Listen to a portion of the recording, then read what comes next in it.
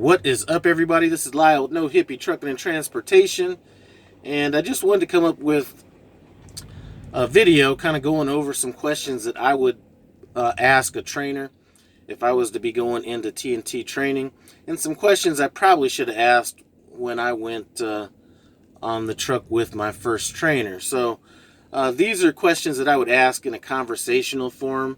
I wouldn't necessarily just be shooting out question after question, things like that. So I'm going to kind of go down this list and then kind of explain why I might ask some of these questions. Like I said, keep it conversational. Don't have it like a job interview. But here's kind of the list of questions that I would ask my trainer. First one would be, how long have you been a truck driver? And not necessarily that somebody has to be a truck driver for a long period of time to be a good trainer. It's just kind of something that would break the ice a little bit, and you kind of know a little bit about what you're getting into. Next one would be, how long have you been a trainer? Again, I don't think that you've had to train a bunch of people in order to be a good trainer, but this question just kind of leads into what I think is the important question, and that question would be, why did you become a trainer? Now, if somebody right off the bat and they're honest, says they're doing it about the money, you might want to ask a few other questions beyond that, because even if somebody's doing it for the money, it doesn't mean that you can't be trained well. But I would hope to hear something like myself. So if I was a trainer and I had somebody asking me questions and they asked, why did I become a trainer? I might say, somebody had to train me, so as an obligation to myself, I felt that it was important for me to pass it on. And then if they've trained more people than that, then, they might say, and after doing it a few times, I just found a lot of gratification in passing my knowledge on to other people. So hopefully you would find a question or an answer, something like that, rather than it's just all about the money. Speaking about money, the next question I would ask is, are you company or lease? Now, that really doesn't matter from a training aspect as much as it matters in what your end goal is. If you are planning on going company or are forced to go company, depending on the state that you're in, I would probably lean towards wanting to be trained by a company driver, same as if I planned on going lease. I would want to be with a lease driver, just because there are certain things that you learn specific to each of those different plans. So it's not a huge deal, but like I said, it only makes sense if you're going lease, to be with the lease driver. So or same with company. Next question I might ask is, how is the drive time determined? Now, I personally don't think that the whole thing, like you drive days and I drive nights, or vice versa, is the right way to do it. I personally, and maybe this is just from my trainer, we drove as the load dictated. So that could mean you're driving nights or you're driving days. However those hours fall is how it is. That whole, I'm from 12 at night to 12 in the morning and you're 12 in the morning, 12 at night. It just doesn't seem as fluid, fluid. Seems like you have to, it's just not natural, at least the way me and my trainer drove. So if it's not really that big of a deal to you, then you could skip that question. But a lot of people don't like driving nights. So just ask that question just to understand how the hours are determined. Now, this kind of goes into something that we're going to get into later, but the next one is, how often do you plan on showering? So that could mean how often do you plan on showering? Like, it's different. How often you can shower and how often you or the other guy showers are two totally different things. So you could have all the opportunity in the world to shower every day, but if your trainer's not showering, that could lead to a funky situation right there. So ask that question, and we'll kind of get into that a little bit later. Here's a good one. What are your plans for home time? With these miles being 50,000 miles right now at Prime, if you have a trainer that's taking off every 3 weeks or something like that, that can really stretch out your training time. So when I was with my trainer, we used to run for about 5-6 weeks, and then we'd take off like 2 weeks or somewhere in there.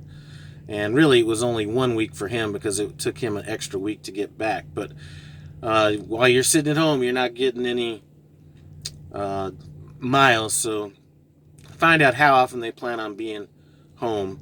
Now, if I was a trainer, I would probably be out at minimum.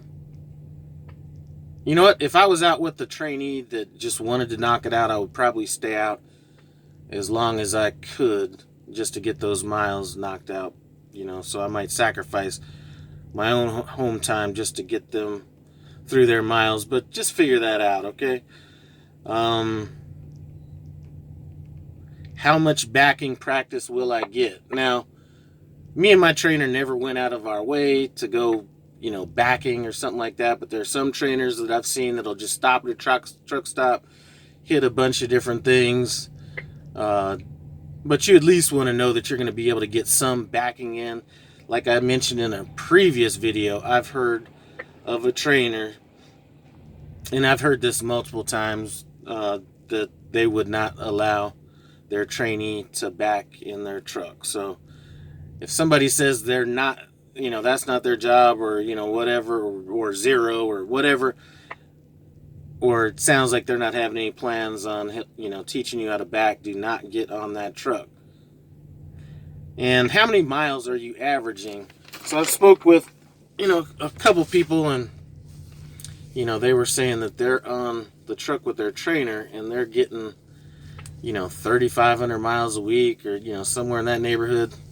Somebody's averaging that kind of miles, and they've been, they're saying they're getting these miles and they're on their trainer's truck. If you're averaging that low of miles, you might be ready to retire by the time you get through your training. So, if you want to hear somebody saying, minimum like 4,500 miles a week, I think when I was with my trainer, we were, like up in the 66, 65 range for the most part. So those are questions I would ask. Now, here's some things.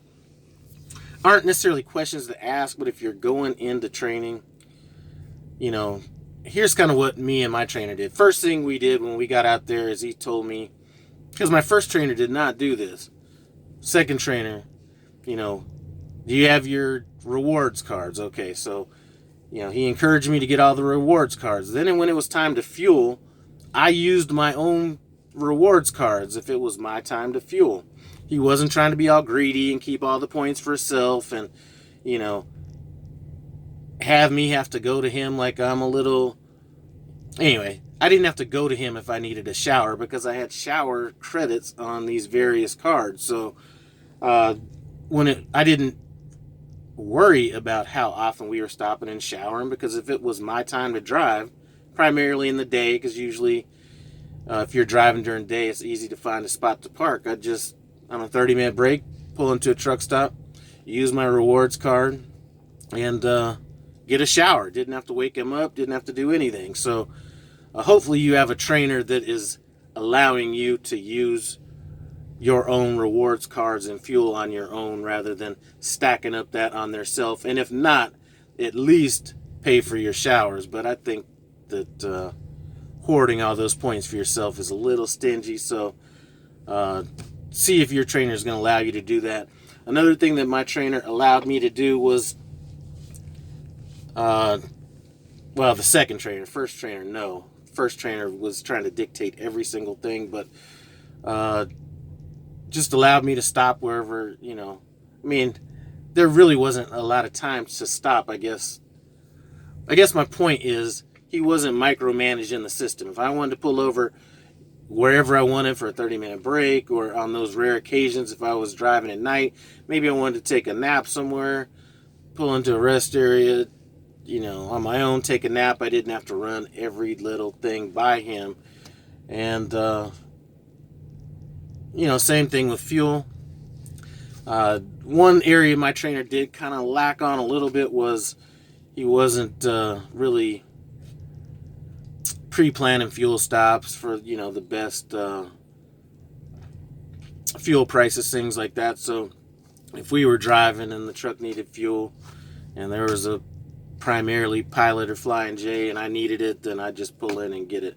Didn't really have a whole lot of micromanaging going on as far as that stuff goes. But I am going to be doing a video. I know that there's some trainers out there that may have taken offense at the last video I did in regards to trainers having the heart of a teacher, but I certainly know of people that are in the training process right now that could have a little bit of a better attitude in what they're going through with their trainers. So we're going to be getting into that in another video, but those are just some questions I would have. Come up with your own questions, whatever questions you think might give you an understanding of what you're going to get into. And if for some reason you have a red flag, or a red flag comes up and you think that maybe this isn't the right person for you, trust me, it's not going to be the right person for you. If you get that feeling, minutes into the conversation, I can guarantee you that 10,000 miles into your experience, any of that is going to come out. So choose wisely. Do not make the mistake that me and hundreds or thousands of other trainees at Prime made. And that mistake is being so happy that you're about to begin your TNT training that you just jump at the first person that comes to you that wants to take you on their truck. Next thing, if you are, let's say, at a terminal and a trainer's, this is a face-to-face meeting, because sometimes these conversations will happen on the phone, which is what happened on mine. If they happen to be at the terminal, ask them to go take a look at their truck. That right there could eliminate it right off the beginning. Or you could take a look at it and it's so nice that maybe you don't put as much weight on some of these other questions that we asked earlier, because a dirty truck or a cluttered truck when there's two people on it is extremely hard to deal with. As a trainer, I would be doing the stuff 50-50. 50% of the storage space, whatever, would be mine. 50% would be, whoever I'd be training. If I ever become a trainer, my obligation is to do at least one, but that's just me. Some trainers I've heard, you got the end of the bunk. Some people you get one little storage cabinet. It kind of varies, so that might be something that you want to ask as well. Refrigerator might be another question that you might ask, or if you can even use it, if there is one. I don't have a refrigerator. I have an ice chest, something like that. I was just talking to Curtis, who's about to get upgraded Prime. Check out his YouTube channel. I'm not sure I'll be able to put it in the link up here above, because I'm not going to be editing this, or not editing, I'm not going to be posting this on my computer, but run by Trike Rider Trucking, Curtis Barnes. Anyway, he needs to take insulin, and that insulin needs to be refrigerated. So my truck, I could be perfect in every way, or a perfect match with him possibly, and it may not be a good match because I wouldn't have the way to store his medicine. So if a refrigerator is something that is important, ask that question as well. I would, for most people, I really wouldn't put that much weight on that question. Cooking in the truck, I'm a cook, love to cook, but I won't cook in my truck because I'm not going to have this shit smelling like ham hocks and collard greens driving down the road. But,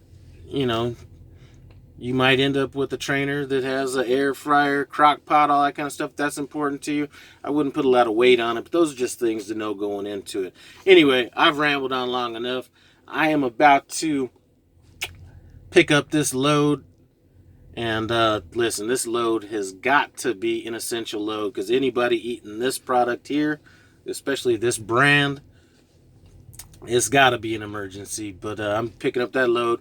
We're going to take it out to Springfield, and hopefully I can get this truck looked at and see how long it's going to take it to get fixed. Anyway, I do appreciate you guys stopping by No Hippie Trucking and Transportation. Comment, subscribe, and I'm out.